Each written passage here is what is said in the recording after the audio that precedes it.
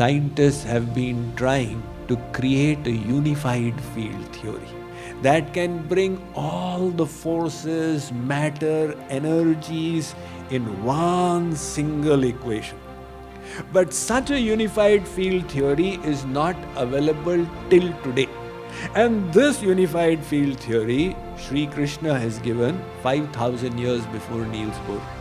He says, Arjun, not only is matter energy, water is also energy, fire is also energy, air is energy, space is energy, the mind is also an energy, the intellect is an energy, the ego is an energy.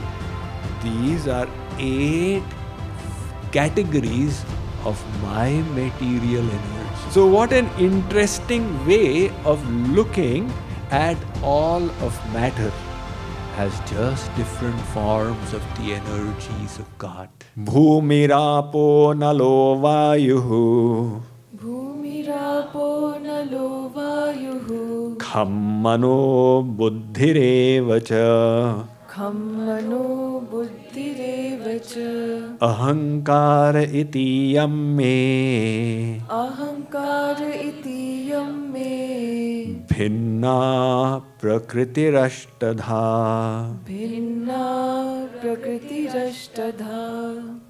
Translation: Earth, water, fire, air, space, mind, intellect and ego.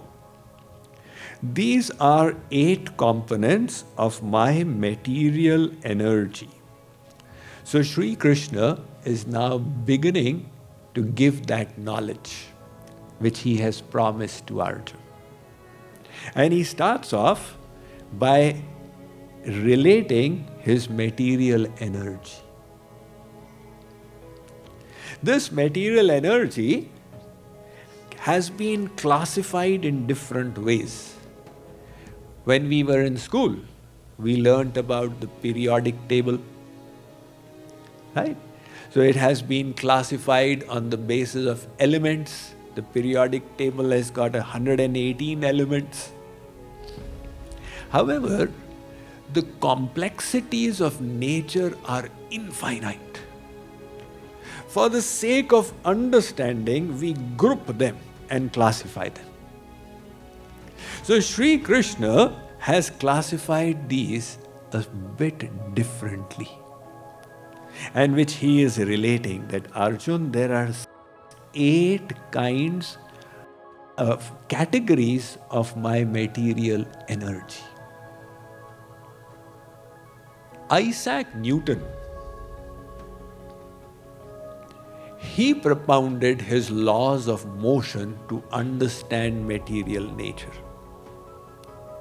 And according to his theories, this universe consists of mass with force acting instantaneously and irrespective of the flow of time. So based on Newton's theories, people started looking on creation like somewhat like a machine which had mass and forces and positions in 3D space. So if you knew all this in this moment, you could then predict what would happen to the next moment. However, along came Michael Faraday. He took a magnet and he passed it through a coil of wire, and thereby he created electric energy. So he converted mechanical motion into electric energy. And this went beyond the scope of Newtonian physics, where one energy had now gotten converted into another subtler one. But then along came Maxwell after Faraday, and he introduced the concept of force field. He said if there's a positive charge and a negative charge, there is a force between the two. We all know positive, negative attract. But if there's just a positive charge, no negative around, it has still got a force field around it. Now people's understanding transformed completely. The concept of electromagnetic spectrum got understood. And now they realize that light is rapidly oscillating energy. But then, in 1905, Einstein, he published his Annus Mirabilis papers, which went completely beyond what all the scientists had said till then. He said that if there are two events in time and two observers traveling at different speeds, they will sequence these events differently. That was one of his theories.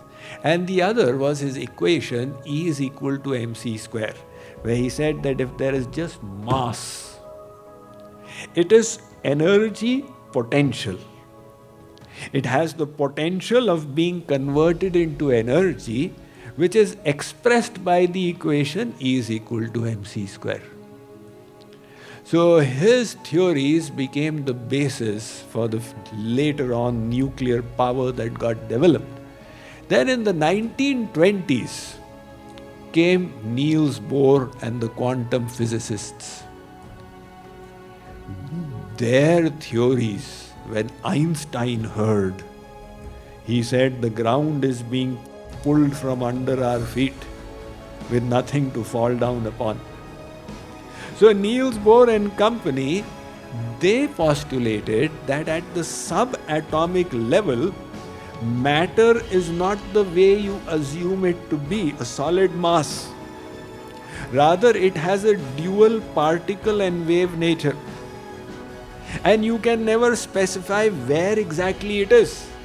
You can only say it has a probability of being here and a probability of being here and a probability of being here. Ever since the quantum physicists gave their theories, scientists have been trying to create a unified field theory that can bring all the forces, matter, energies in one single equation. But such a unified field theory is not available till today. Now 100 years have gone by since Niels Bohr. And this unified field theory, Shri Krishna has given 5,000 years before Niels Bohr. He says, Arjun, not only is matter energy, water is also energy, fire is also energy, air is energy, space is energy, the mind is also an energy, the intellect is an energy, the ego is an energy. These are 8 categories of my material energy. So what an interesting way of looking at all of matter as just different forms of the energies of God. And that helps us see the amazing unity of all creation. Now we have this attitude, this is separate, that is separate, that is separate.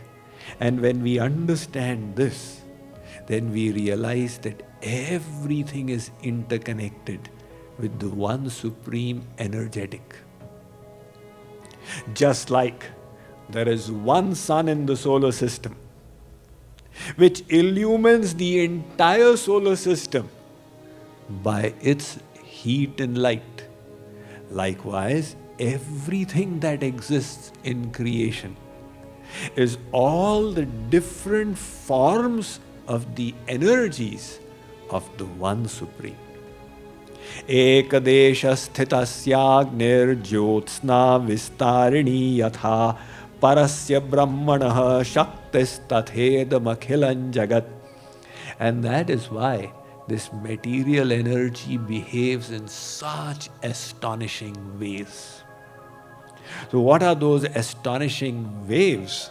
See, like for example, take a look at a homing pigeon.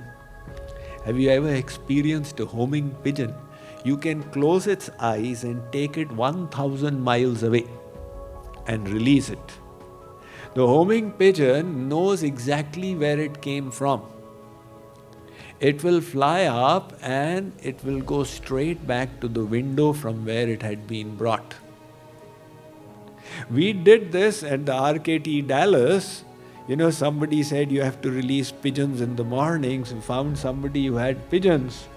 And the pigeons were brought at night and they were brought in a basket. So obviously they were sleeping at that time, and in any case, it was not a transparent basket.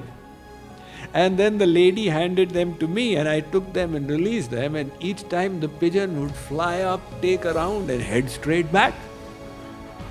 Wow, this is one of the few miracles of nature. See, during puja, people wear silk. And how is the silk made? It is the excreta of the silkworm.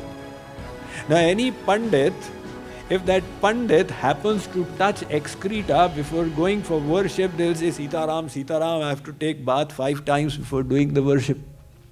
And that excreta of the silkworm, they are putting it around as a dhoti and going to do the puja.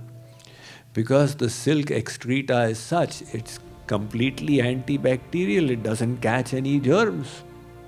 Likewise is silver. Why do you offer food in silverware to people? Because it's antibacterial, it doesn't catch anything. But the point is that not everybody has the money to use silverware. So what should poor people do? God has created a golden plate for them. That is the banana leaf. It has got the same properties as the silver, but even more enhanced.